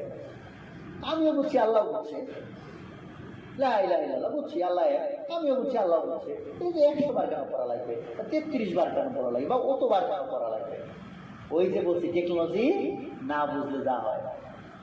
High Alexa turn on the fan, এইটা যদি আমি যন্ত্রে সেট করি যে 3 বার বললে তারপরে গিয়ে ফ্যান অন হবে, হয় না? হ্যাঁ আমি বলছি ভাই 3 বার কেন, একবার বলছি সুন্দর করে বলছি ভাই 3 বার কেন বলা লাগবে? কাজ করবে? করবে না। যেমন আমাদের যেমন শরীর বন্ধ করতে হয় ঘুমানোর আগে, জানি কিনা অনেকে, যে যেমন যাতে দুষ্ট জিন বাইরে আক্রমণ করতে না হয়, ওই সিম্পল 3 বার করে পড়তে হয়, মাসে করতে হয়। আমি বলতে পারবে 3 বার কেন, 2 বার না কেন, 1 বার না কেন, বুঝে লাভ নাই। আল্লাহ তাআলা টেকনোলজি বানাই দিয়েছে, সিস্টেমটা তোমাকে ফলো করলে দিছে। 33 বার কেন, 100 বার কেন? এই জন্য যে অতবার করলে ঘটনাটা ঠিক মতো ঘটবে, আল্লাহ তাআলা ওইভাবে এটাকে সেট করে দিয়েছে। তা আরো সহজে যদি বুঝতে চাই, কে কোথাও একটা ময়লা হয়েছে, বলছি ভাই এটাকে ব্রাশ, এটাতে ঘষা দিবা, ময়লা পরিষ্কার হবে। তুমি যে একটা ঘষা মারছো, কি পুরো একদম ঠেকঠেকা হয়ে যাবে এক ঘষাতে? হয়তো ময়লা 10% যাবে, এটা অনেকবার ঘষতে ঘষতে ঘষতে ঘষতে পুরা ক্লিন হবে। তো মনে করে নাও যে জিকির হচ্ছে ইয়ের মতো, এই মাজনের মতো, এটা অনেকবার এরকম ঘষতে ঘষতে ঘষতে ঘষতে ইয়ার করতে, কারণ ময়লা তো একদিনে পরে না, ময়লা পরে কি হয়ে গেছে, জমাট হয়ে কালো হয়ে গেছে। তো জিকির ইজ ওয়ান্ডারফুল। এবং জিকির কাজ করে যে এটা তুমি বুঝবা, যে কেউ যদি লম্বা সময়, ধরো কোনো একদিন জাস্ট তুমি 1 ঘন্টা যদি জিকির করো, যদি আমাদের তো মনে হয় না অন্তত লাস্ট 10-20 বছরে এই আলামত আছে যে আমরা টানা করে 1 ঘন্টা জিকির করছি, তাই না? মেবি নাই, আমরা তো অনেক ব্যস্ত, অনেক কাজ করতে হয়। কিন্তু 1.5 ঘন্টার বয়ান শোনার টাইম আছে, কিন্তু আমাদের খেয়াল করো, 2 ঘন্টার ওয়াজ মাহফিল শোনার টাইম আছে, ওগুলো ভালো কাজ। তোমার হার্ট করার পরে জিকির তো আরো ইম্পর্টেন্ট আছে তোমার জন্য, কিন্তু জিকির করার টাইম নাই, কারণ ওইখানে শয়তান প্রচন্ড বাধা দিবে তোমাকে, প্রচন্ড বাধা দিবে। যে আমল শয়তানের জন্য খুব সমস্যা, কারণ এই উল্টা জিনিস, এটা যদি হার্ট করাপ্টেড হয় তাহলে শয়তান তোমাকে পেনিট্রেট করবে এবং এখানে ঘাটি গাড়বে এবং ওয়াসওয়াসা দিবে তোমাকে। শয়তান কিন্তু মানুষের বডিতে ঢুকতে পারে, অনেকের হয়তো এগুলো সম্পর্কে আইডিয়া নাই। 2 ঘন্টা সায়েন্স করে বস্তুবাদী ধারণার কারণে মনে করে আর কিসের জিন, কিসের শয়তান, কিসের কি। যদি এটা ক্লিন রাখো তো আল্লাহ নূর এখানে আসবে, আর যদি এটা অপবিত্র হয় এটা শয়তানের ঘাঁটি হবে। আর শয়তান যদি তোমার মধ্যে ঘাঁটি গাড়ে, তোমার কন্ট্রোল তোমার হাতে থাকবে না।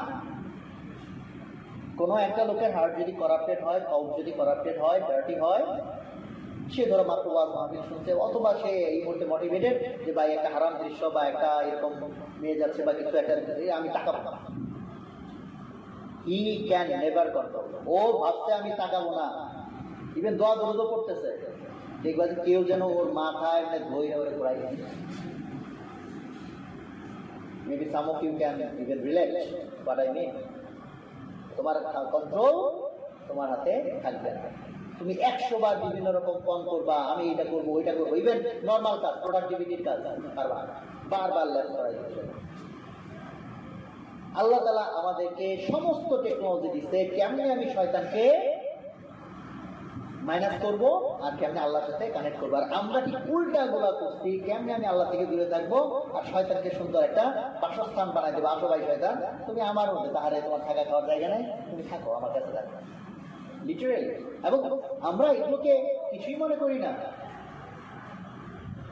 ডান হাতে খাওয়া হচ্ছে সুন্নত এবং আল্লাহর আদেশ, বাম হাতে খাইলে বলছে এটা কি উচিত নাকি উচিত না? উচিত না, সুন্নাত। এবং বলা হয়েছে এটার ব্যাখ্যাও আছে কেন উচিত না, সেটা আল্লাহ তাআলা সহজ করছেন আমাদের জন্য, একটা কারণ বলে দিচ্ছেন। বলছেন বাম হাতে খাইলে এই খাবারে শয়তান পার্টিসিপেট করে। শুনছো তোমরা কেউ এটা? শুনলে ভালো, না শুনলে এখন শোনো। শয়তান কি করে? এই খাবারে অংশগ্রহণ করে।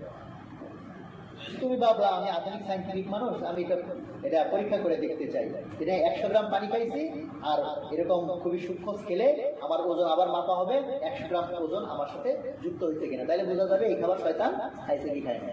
এই মাইপে কি তুমি শয়তান ধরতে পারবা? তো শয়তান পার্টিসিপেট করে মানে কি? এটার ব্যাপক অর্থ যে শয়তান যখন কারোর ভিতরে পেনিট্রেট করে, শয়তান বলতে তো শয়তানের বাহিনীর মধ্যে জিনও আছে, মানুষও আছে। আমরা যে সূরা নাস খেয়াল করো, এটা কত ইম্পর্টেন্ট টপিক। আল্লাহ তাআলা কি দিয়ে শেষ করছেন কোরআন? সূরা নাস দিয়ে মিনাল জিন্নাতি ওয়ান নাস ওয়াসওয়াসা, ওগুলো কোথায় বলা? লাস্ট সূরা। কারণ মানুষ কি কোনটা লাস্ট কোনটা ভাই এগুলো তো মিস করে না। আল্লাহ সূরা আল্লাহ দিতে সাইজে ছোট, এই জন্য আমরা ওগুলো আবার বেশি তাড়াতাড়ি শিখি। বাকারা তো আর নরমালি আমরা শিখি না, পুরে বাপরে আড়াই তারা এত বড়টা মুখস্থ করবো কেমন, বাট এগুলো তো সহজ। এবার আল্লাহ রাসূলকে যখন জাদু করা হয়েছিল তখন কিন্তু এই দুইটা সূরা নাযিল হয়েছে, সূরা ফালাক, সূরা নাস। তো সূরা নাসের মধ্যে আমি কি বলতেছি? মিন শাররিল ওয়াসওয়াসিল খান্নাস, খান্নাসের ওয়াসওয়াসা থেকে আমাকে রক্ষা করো, তাই না? এবং লাস্ট লাইনে কি বলতেছে? মিনাল জিন্নাতি ওয়ান নাস, জিনদের থেকে এবং মানুষদের মধ্যে থেকে যে শয়তান আছে তাদের থেকে আমাকে রক্ষা করো।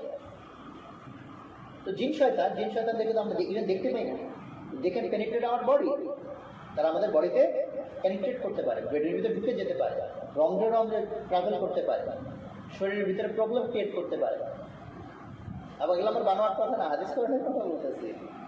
সেই শয়তানকে তুমি যদি থাকা খাওয়ার ব্যবস্থা করে দাও, কারণ ওই শয়তান তুমি যদি বাম হাতে খাও তাহলে এইটাই তার জন্য খাবার হয়ে যায়, তাহলে ও আরামে থাকবে, এটা ছাড়তে চাইবে না। আর যে বিসমিল্লাহর সাথে খায়, বিসমিল্লাহ বললে শয়তান এটাতে পার্টিসিপেট করতে পারে না। এবং হাদিসে আছে যে একবার এক সাহাবা বিসমিল্লাহ বলতে ভুলে গেছিল এবং খাওয়ার মাঝখানে গিয়ে যে দোয়াটা আছে বিসমিল্লাহ ওয়ালাহু আখিরাহু, এটা যখন বলে ফেলছে তখন আল্লাহ রাসূল দেখে হেসে ফেলছে। কারণ আল্লাহ রাসূল তো অনেক কিছু দেখতে পাই যায়, উনি দেখছে ওই শয়তান তো খেয়ে ফেলছিল, যেহেতু বিসমিল্লাহ উনি শুনতে বলছিল না। পরে ওই শয়তান জনি নাম বিসমিল্লাহ ওয়ালাহু আখিরাহু বলছে, ওই শয়তান কি করছে? ওই খাবার আবার বমি করে ফেলা গেছে। আমি জাস্ট তোমাকে একটা ক্লু দিই, সারা পৃথিবীতে কি পরিমাণ মেকানিজম আমাকে তোমাকে শয়তানের সাথে কানেক্ট করার জন্য, শয়তানের মানে করে ফেলার জন্য, মানে শয়তান দ্বারা যাতে তুমি ওর বশবর্তী হই। আমি একটা কথা বলি, তোমরা একটু জাজ করে দেখতে পারো। হলিউডে রিসেন্ট টাইমে তো অনেক বছর মুভি দেখা হয়নি, বাট যতদিন আমি দেখছি হলিউডের যত মুভিতে সিন আছে, বা ইভেন এখন বাংলাদেশেও মেবি, আমার আইডিয়া নাই, দেখবা যে কোনো একজন কিছু খাচ্ছে, বিশেষ করে পানীয়, কফি, চা, হোয়াটএভার। আমার ধারণা আমি যখন ফলো করছি, অন্তত 90 to 95%, ইভেন 99% হতে পারে দেখবা বাম হাতে আছে। এখন যেহেতু বলছি, এখন তুমি ফলো করো, কোনো আজে বাজে দৃশ্যের সিনেমা দেখার দরকার নাই এটাকে জায়েজ করার জন্য। বা যারা দেখছে তাদের জিজ্ঞেস করে, ভাই খাওয়ার যে দৃশ্যটা দেখছিলি ডান হাতে ছিল না বাম হাতে ছিল? দেখবে বাম হাতে। যা আধুনিক সিস্টেম, যে কাঁটা চামচ ছুরি দিয়ে খাইতে হয়, ওটা সিস্টেমটাই এমন, বাম হাতেই খাইতে হবে। কারণ চাকু ধরতে হয় শিখাইছে না টিকে কোন হাতে? ডান হাতে। আর ধরতে হয় কি? কাঁটা চামচ বাম হাতে। তো বাম হাতে কাঁটা চামচে খাবারটা উঠাইতে হয়, তাহলে খাবার কোন হাতে যাচ্ছে? বাম হাতে। দেখো এমন সব মেকানিজম তৈরি করা হয়েছে যাতে তুমি বাম হাতে খাও। এখন কেউ একজন বলতে পারো যে ভাই বায়োলজিতে তো আমরা দেখছি দুই হাত সিমেট্রিক, এই হাত আর এই হাত কি আসে যায়? তুমি কি টেকনোলজি জানো? এখন দুইটা সুইচ দেখতে একই রকম, একটা ফ্যানের সাথে কানেক্টেড আর একটা লাইটের সাথে কানেক্টেড। তুমি বলো দুইটা তো ভাই একই রকম সিমেট্রিক সুইচ, টিপটা একটা দিলেই হইলো। তো যার ধারণা নেই সে নাই কথা বলবে। আল্লাহ তাআলা বলছে ডান হাতে হইলে ঠিক আছে, বিসমিল্লাহর সাথে বললে খাইলে ঠিক আছে, যদি বিসমিল্লাহর সাথে না খাও আর বাম হাতে খাও, ওই খাবার কার খাবারে হওয়ার পরিণত হবে? শয়তান।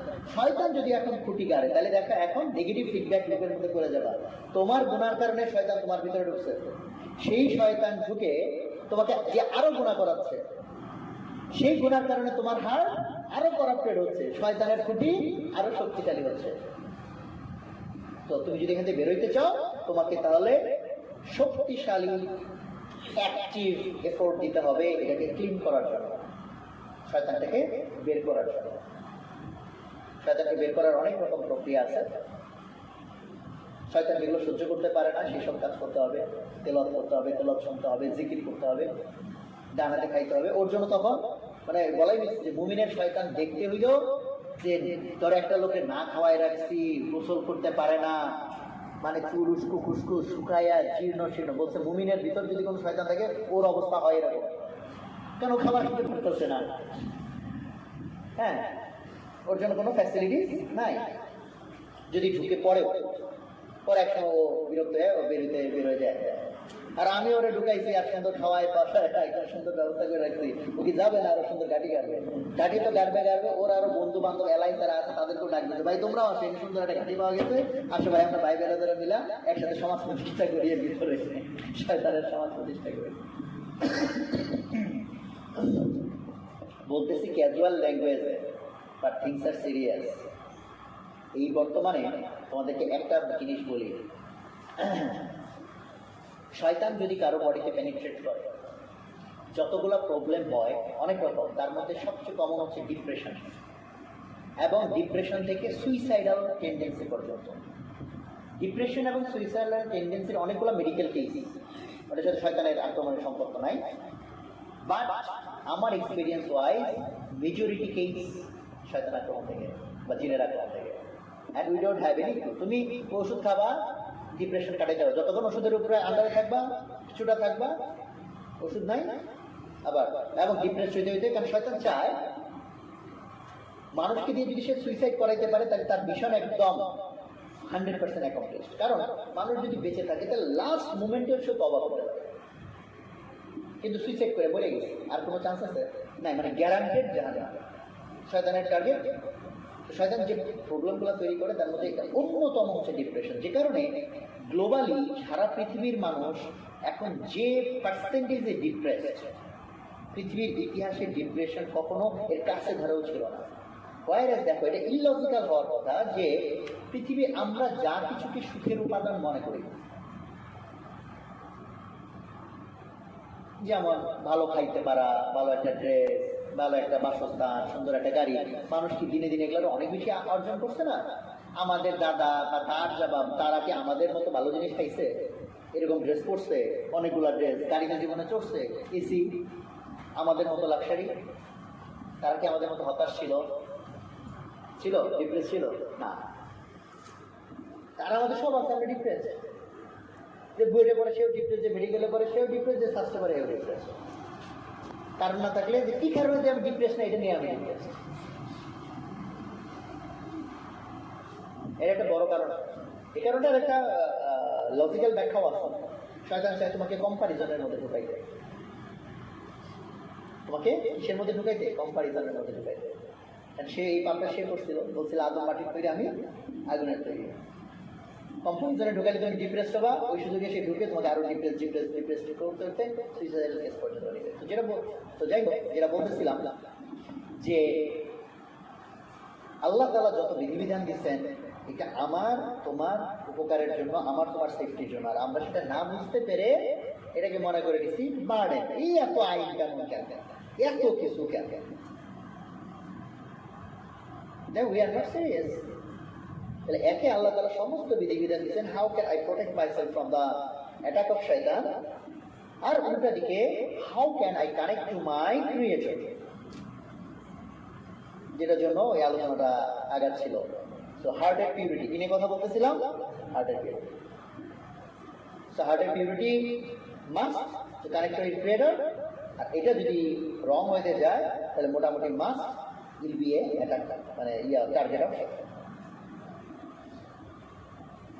এবং এগুলোর প্র্যাকটিক্যাল ডেমনস্ট্রেশন চাইলে দেখা যায়। তো এদিকে আর না যাই, মানে এগুলো এমন না যে থিওরি বলতেছি, I have my own practical experiences regarding this staff. এই জন্য আল্লাহ তাআলার বিশাল নিয়ামত আল্লাহ তাআলা আমাদেরকে নামাজ দিয়েছেন, আমরা সেটাকে বার্ডেন মনে করে নিয়েছি। আবার হার্টের স্পিরিচুয়ালিটিটা, হার্টের যে পিউরিটিটা, এটাকে কাইন্ড অফ তুমি মেন্টাল অথবা বলতে পারো স্পিরিচুয়াল পিউরিটি। সো বডির পিউরিটি, বডির এক্সটার্নাল, বডির ইন্টারনাল পিউরিটি, অ্যান্ড হার্টের পিউরিটি, মানে which is a purity of your mind, এটা, and which is a purity of your spiritual dimension. আরেকটা পিউরিটির বিষয়, মাইন্ডের পিউরিটি রিলেটেড, সেটা হচ্ছে তোমার থটসের পিউরিটি বা পবিত্রতা। যেমন গীবত করা হারাম, এবং কেমন হারাম বলছে যে তোমার ভাই মরে গেছে, মরা ভাই কষ্ট দেওয়া, মানে আল্লাহ তাআলা কিরকম এক্সাম্পল দিবে তাও যদি আমরা সতর্ক না হই। আর এখন আমরা ঢাকঢোল পিটায় গীবত করি, ভাই এটা তো গীবত হয়ে যায়, বলতে চাই না, না বলে থাকা যাচ্ছে না। চিন্তা করছো অবস্থা, মানে এক হচ্ছে ভাই খেয়াল করি না, হঠাৎ গীবত হয়ে গেছে, হ্যাঁ আল্লাহ কাছে তওবা চাই না, এটা। আর আমি কি বুঝে শুই না গীবত হয়ে যাচ্ছে, কিন্তু না বলে থাকতে পারতেছি না, হইলে সুন্দর একটা পাপ করে ফেললাম। তো থটসের যত মানে থটস রিলেটেড যত গুনাহ, এটা হচ্ছে আমাদের মেন্টাল লেয়ারে অপবিত্রতা তৈরি করে। খারাপ চিন্তা, যে কোনো ধরনের খারাপ চিন্তা, বাজে চিন্তা, অশ্লীল চিন্তা, বুঝছে, মেন্টাল ইম্পিউরিটি তৈরি করে। এগুলো হচ্ছে কন্ডিশন, এগুলো হচ্ছে শর্ত। আল্লাহর সাথে কানেক্ট হবা তো দামি একটা মোবাইল যা চাবে আল্লাহ দিয়ে দিবে, এমনি এমনি হবে হবে না। সেই জন্য কত বাজে? ওরে বাবা, 11টা বাজে, পারবো না, তুয়াজ মাহফিল হয়ে যাচ্ছে দেখে বাদ দিয়ে। তাহলে আমরা শেষ করি আজকে। আর নামাজের যে ডিটেলস, সেই ডিটেলসে তো এখন যাবো না বা যাওয়ার সুযোগ নাই, বাট এইটুকু অন্তত বলি যে আমি যতটুকু আলোচনা করছি এখান থেকে এই সিরিয়াসনেসটুকু আনতে হবে যে সালাত কোনো মামুলি জিনিস না, ইটস এ ভেরি পাওয়ারফুল জিনিস, বাট তার জন্য আবার স্ট্রাগলও আছে। বাট এটা হতাশ হওয়ার কিছু নাই। তুমি ভাবতে পারো যে ভাই এত পিউরিটিতে জীবনও হবে না, আমার নামাজ হবে না, এটা কিন্তু আবার না। মানুষ তুমি সিনসিয়ার মোস্ট এফোর্ট দিয়ে যদি একবার তওবা করে ফেলো যে আল্লাহ আমাকে ভুলে গেছে, তুমি আমার এই নামাজটা কবুল করো, আল্লাহ ইনস্ট্যান্টলি তোমার নামাজ কবুল করে ফেলতে পারে, যদিও তোমার এতদিনের অনেক রকম ইম্পিউরিটি অলরেডি তোমার মধ্যে ছিল। বুঝা গেছে? তাহলে এটা আবার হতাশ হওয়ার কোনো কারণ নাই। এটাও আবার সম্ভব যে তোমার ইনস্ট্যান্ট তওবার পরবর্তী যে কোনো নামাজ আল্লাহ ইনস্ট্যান্ট কবুল করে ফেলতে পারে। এটাও বিশাল অ্যাডভান্টেজ না? তওবা এমন একটা আল্লাহ জিনিস দিচ্ছে যে সব গুয়ামিসা সাফ, আমার 80 বছরের পাপ এক তওবাতে সব মাফ হয়ে যাবে। পারে নাকি পারে না? তওবার এটাই হচ্ছে পাওয়া। আল্লাহ তাআলা কত সহজ করে দিবে। গুনাহ করতে চাই, তওবা চাও, তওবা করো। এবং এই যে টেকনোলজি না বুঝলে সেই জিনিসটা যে আরো বেশি সিরিয়াসলি এবং ক্লোজলি এবং যেভাবে বলা হয়েছে এইভাবেই ফলো করতে হবে, এই আন্ডারস্ট্যান্ডিংটা দেওয়ার চেষ্টা করছি। অনেকগুলো এক্সাম্পল আমি বলার চেষ্টা করছি। যেমন আমি নিজের থেকে বলি, যেমন আমি একটা সময় এই যে যখন মানুষ ইয়েতে যায় কিনা বলে এই যে রুকুতে যায়, তখন কিন্তু হাতটা হচ্ছে আঙ্গুলটা সরাই রাখতে হয়, আর যখন সিজদা যায় তখন হাতকে আঙ্গুল কিভাবে রাখতে হয়। এইগুলোকে আমি একসময় মনে করতাম এগুলো হুদায় কি আসে যায়, তো এটা একটা ভাগা হলে গিয়ে এটা মনে হয় স্বাভাবিক না। আবারও বলো যে টেকনোলজি বুঝো না, সেখানে এটা হইতে পারে একটা বিশাল বিষয়। দুইটা তার টাচ করলে কারেন্ট একটা থেকে আরেকটা যাবে, হাতটা রেখে দিলে যাবে না। তুমি বলবে আরে ভাই কি আর আসবে, এইটুকু আর এইটুকু কি আর আসে যায়, যদি 100 মিলিমিটারও ফাঁক থাকে, এটা কি কাজ করবে না। যে টেকনোলজি বুঝে না সে মনে হয় হবে ভাই, হবে, সমস্যা নাই, রাখতে হবে, হবে হবে হবে হবে না। এটা উদাহরণ হিসেবে বললাম। তো এই টেকনোলজির মধ্যে এমন সব ডিটেইলস আছে যে ডিটেইলস গুলা যদি তুমি ফলো করো ইট উইল ওয়ার্ক, বাট এটা কোনোটাকে মামুলি হিসেবে নেওয়া যাবে না, কখনো কথা মনে করা যাবে না। প্রথমত ফরজ মেনটেন করতেই হবে, সুন্নাত যত পারফেক্টলি আমি আল্লাহ রাসূলের সালাত কেমন ছিল জানার চেষ্টা করব এন্ড সেটা ফলো করার চেষ্টা করব। ফলে দেখো আমরা আজকে হাবিজাবি জিনিস নিয়ে সময় কাটানোর সময় আছে, হাত উপরে বাঁধবো না নিচে বাঁধবো, আমিন ধরে বলবো না আস্তে বলবো, পুরে বাপরে গবেষণা করে একজন পিএইচডি হোল্ডার হয়ে গেছে, হাদিসে রেফারেন্স সব বলে দিতেছে। ইভেন হাত ছাইড়া দিলেও নামাজ হবে, জানো এটা? হাত বাঁধা কি বরফ? এবং মালিকি মাযহাব, তোমরা সৌদি আরবে গেলে বা বাইরের দেশে ট্রাভেল করলে মালিকি মাযহাবে ইয়েরা মানে ইমাম হাত বাঁধে, মুক্তাদিরা কি হাত ছেড়ে নামাজ পড়ে। এই হাত ছেড়ে নামাজ পড়লে নামাজ হয়ে যাবে। তাহলে এটা এমন একটা জিনিস না যে তুমি এটাকে মারামারি করে ফেলবা। তারপরে তারা 8 টাকা 20 টাকা, মানে আমরা ইভেন মুস্তাহাব অনেক জিনিস নিয়ে, এমন জিনিস যেটা মুস্তাহাব, যে করলে ভালো, কেউ বলতে না ভালো না, এটা মুস্তাহাব না, এটা সুন্নাত, এই লেয়ারের জিনিস নিয়ে আমরা ঘন্টার পর ঘন্টা মারামারি করতে ঘাটাঘাটি করতে রাজি আছি। বাট আমার নামাজটা সুন্দর করতে হবে, যে টাইমটা আমার দিতে হবে, এটা আমি জানতেও আমার টাইম নাই, ফলো করতেও আমার টাইম নাই। এই যে এখনই নামাজের পরে প্রায় কতক্ষণ কথা বলছি?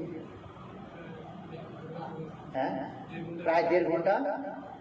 1.5 ঘন্টা কথা শোনার, দেখো তোমাদের অনেকেরই মনোযোগ আছে এবং বসে আছে, এখন ভালো মতো বসে আছে, এমন না যে ভাই তাড়াতাড়ি ছেড়ে দেয়, আমার দিকে যথেষ্ট মনোযোগ দিয়ে দেখা আছে। কিন্তু যদি বলি এই পুরো 1 বছরে কয়টা 1.5 মিনিটের সেজা দিছ? মাত্র 1.5 মিনিট, 1.5 ঘন্টা বলি নাই, এত 1.5 ঘন্টা লেকচার দিছি, আর বলছি সারা বছরে একটা সেজা 1.5 মিনিট কয়বার দিছ খুঁজে পাওয়া যাবে না। যদি বাচ্চা বছরে অন্তত 2 না ভাই, বছরে অন্তত 2-4টা দিয়েছি। যেগুলি মাসে কয়টা দিত, দিনে কয়টা দিত, যেটা আমার সবচেয়ে ইম্পর্টেন্ট জিনিস আল্লাহর সাথে কানেকশন, সেইখানে আমার 1.5টা মিনিট, 2টা মিনিট বা 1টা মিনিট আমার কপাল কেন মাটিতে থাকে না?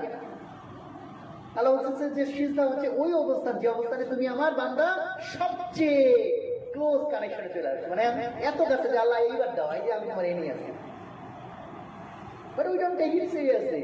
একজন আমার বলছে, ভাই আপনি তো বললেন 1.5 মিনিট 2 মিনিট সিজদা দিতে, সুবহান রাব্বিয়াল আলা এটা 7 বার বললো তো আমার এটা 15 সেকেন্ডে শেষ হয়ে যায়, তার দাদা কি সময় আমি করবো নাকি? আমি জানি এই প্রশ্নটা তোমাদের অনেকের প্রশ্ন, কারণ তুমি জানো না যে সিজদার মধ্যে আর কি কি করা যায়। তাহলে চিন্তা করো যেটা এত ইম্পর্টেন্ট জিনিস সেটা নিয়ে আমার ঘাটাঘাটি নাই। আমি মাসলা সব বইলা দিচ্ছি, তারা 8 টাকা না 20 টাকা দিয়ে মাছ লাগাইটা ফেলাইছি। আর সিজদার মধ্যে আর কি কি দোয়া আছে, আল্লাহ রাসূল কি কি দোয়া সিজদায় করতেন, রুকুতে কি কি দোয়া করতেন, আমাদের কোনো আইডিয়াই নাই। আল্লাহর কাছে কি বলতেছি কোনো আইডিয়া নেই। সূরা ফাতিহার মধ্যে কি বলছি আইডিয়া নেই। দুই সিজদার মাঝখানে আল্লাহরে কি বলছি কি চাইছে কোনো আইডিয়া নেই। এই আমার নামাজের অবস্থা, এই আমার নামাজের অবস্থা। এই জন্য এটা আলো উৎসাহমূলক কথাবার্তা বললাম যে সালাত জিনিসটাকে সুন্দর করার জন্য উই নিড সিরিয়াসনেস। সেই জন্য আলেম আমাদের কাছে যাও, যত পারো বইপত্র ঘাটো, কিভাবে তুমি পিউরিটি অর্জন করবা, কিভাবে সালাত সুন্দর হবে। আর এইগুলো সবগুলোর ফান্ডামেন্টাল আবারও ওইটাগুলো শেষ করি। সবার আগে কি ঈমান, সবার আগে কি ঈমান। ঈমান ঠিক হওয়ার পর নেক্সট ইম্পর্টেন্ট যে ফোকাসটা আমাদের দেওয়া উচিত কিসের উপর? সালাত। এত কিতাব ঘাইটা ফেলা, এত বইপত্র পড়া ফেলা, এত ভাষা শিখে ফেললা, অ্যাটলিস্ট নামাজের মধ্যে তুমি আল্লাহরে কি বলতেছো এইটুকুর অর্থ বোঝার মতো তোমার টাইম নাই। আল্লাহ তোমার কিসের উসিলায় আমার, তোমার কিসের উসিলায় মার করবে, বুঝা গেছে? এইটুকু আমরা নিয়ত করতে পারি কিনা সালাত দিয়ে আমরা ইনশাআল্লাহ আমরা সিরিয়াস হবো? কার কার নিয়ত আছে? এই সিরিয়াসের মুখে মুখে না, অ্যাকশনে কনভার্ট করতে হবে, অ্যাকশনে কনভার্ট করতে হবে। অ্যাটলিস্ট ঘাটাঘাটি করি আর না করি সিদ্ধাটা লম্বা লম্বা দিই, তাই না? নামাজটা অ্যাটলিস্ট একটু ধীরে ধীরে করি নাকি? যেমন জাস্ট এইটা বলে শেষ করি, 2 সিজদার মাঝখানে দোয়া, 2 সিজদার মাঝখানে আমরা বসি না, ওখানে দোয়া আছে। কি দোয়া আছে? যেমন এটার একদম শর্টের ভার্সন হচ্ছে আল্লাহুম্মা মাগফিরলি, আরটা হলো তার চেয়ে একটু বড় ভার্সন হচ্ছে 4টা জিনিস, আল্লাহুম্মা মাগফিরলি ওয়ারহামনি ওয়াহদিনি ওয়ারযুকনি। আর এটার ফুল ভার্সন হচ্ছে আল্লাহুম্মা মাগফিরলি ওয়ারহামনি ওয়াহদিনি ওয়াজবুরনি ওয়াআফিনি ওয়ারযুকনি ওয়ারফা'নি। 7টা জিনিস চাওয়া। 7টা জিনিসের মধ্যে মোটামুটি অর্থ হচ্ছে আল্লাহুম্মা মাগফিরলি, আল্লাহ তুমি আমারে মাগফিরাত দাও, মানে কি মাফ করে দাও। ওয়ারহামনি মানে আমাকে রহম করো। আল্লাহুম্মা মাগফিরলি ওয়ারহামনি ওয়াহদিনি মানে আমাকে হেদায়েত দাও, মানে গাইডেন্স দাও, যে পথে আমার চলা দরকার সেই পথে তুমি আমারে পরিচালিত করো বা পথ দেখাও। ওয়াজবুরনি মানে হচ্ছে আমাকে ফিক্স করে দাও। ফিক্স করা মানে আমার যত সমস্যা, ধরো আমার হাত ভেঙে গেছে, এটা জোড়া দিয়ে দাও, এটা ফিক্সিং বলে। ওয়াজবুরনি মানে এরকম যে আমার যা কিছু ভুল হয়ে গেছে ওগুলো তুমি আবার কি করে দাও, ঠিক করে দাও। যেমন আমার হাত নষ্ট হয়ে গেছে, এটা ওয়াজবুরনির পার্ট, এই হাতটা তুমি আবার কি করো, মেরামত করে দাও। ওয়াআফিনি মানে আল্লাহ আমায় সুস্থতা দাও। ওয়ারযুকনি আমাকে রিজিক দাও। রিজিক মানে শুধু খাবার না, ভালো বিবি এটাও রিজিক, তোমার ভালো ডিগ্রি এটাও তোমার রিজিক। আর সেটা আছে ওয়ারযুকনি ওয়ারফা'নি, ফা'নি মানে হচ্ছে আল্লাহ তুমি আমার মর্যাদাকে উঁচা করে দাও। আচ্ছা তোমার আর এর বাইরে কি চাওয়ার আছে বলো দেখি আমার ভাই? 7টা জিনিস যে বললাম এর বাইরে তোমার আর কি চাওয়ার আছে আল্লাহর কাছে? বাট এই 7টা জিনিস তুমি কতক্ষণে চাইছো? আধা সেকেন্ডে বা কি বলবো মানে 30 মিলি সেকেন্ডে। কি যে চাইছো, আর চাইছোই না ধমকি দিছো না কি? আল্লাহ মাগফিরলি মাগফিরলি কি রে, এটা মাপসা হইল? হ্যাঁ এটা মাপসা হইল? সেই জন্য লেট আস বি সিরিয়াস। যে 7টা না পারি আমি 4টা শিখে অন্তত আল্লাহুম্মা মাগফিরলি ওয়ারহামনি ওয়াহদিনি ওয়ারযুকনি। একদিন যদি আল্লাহুম্মা মাগফিরলিও বলি ধ্যানের সাথে দিলদারে নরম করে বলি। ফরজ সালাত তো ফরজের মতো হইতে থাকে, বাট এগুলো হচ্ছে কি কোথায় প্র্যাকটিস করবো? সুন্নত এবং নফলে। আমি আমার মতো আমার স্পিডে যেভাবে আমার দিল নরম হয় আমি ওই স্পিডে আনবো, তাই না? আল্লাহুম্মা মাগফিরলি, আল্লাহ মাফ করে দাও। এটা তুমি একদম অনুভূতির সাথে আল্লাহরে বলো, ধীরে ধীরে বলো। তুমি 2 সিজদার মাঝখানে 1 মিনিট ওয়েট করো, আল্লাহুম্মা মাগফিরলি তুমি বারবার বলো, বাকিগুলো না শিখো আল্লাহুম্মা মাগফিরলি বারবার বলতে থাকো দরদ দিয়ে। ওয়ারহামনি ওয়াহদিনি ওয়ারযুকনি, তাহলে এক একটার উপর তুমি ফোকাস করো। আল্লাহ তুমি আমার রহম করো, আল্লাহ তুমি আমার হেদায়েত দাও, আমার রিজিক দাও। আল্লাহ চাইতে বলছে, আমি চাইতেছি না, কি আজব। এই জন্য আল্লাহ তাআলা আমাদেরকে রহম করুক, আমাদের যাতে আল্লাহ তাআলার কথাকে আমরা সিনসিয়ারলি নিতে পারি, সিরিয়াসলি আমরা প্র্যাকটিস করতে পারি এবং আল্লাহ তাআলার শক্তিতে আমরা আল্লাহ তাআলার নূরে আমরা নূরান্বিত হতে পারি। আল্লাহ তাআলা আমাদের সবাইকে মাফ করেন। সুবহানাল্লাহি ওয়া বিহামদিহি সুবহানাকাল্লাহুম্মা ওয়া বিহামদিকা আশহাদু আল্লা ইলাহা ইল্লা আনতা আস্তাগফিরুকা ওয়া আতুবু ইলাইক। আসসালামু আলাইকুম ওয়া রাহমাতুল্লাহ।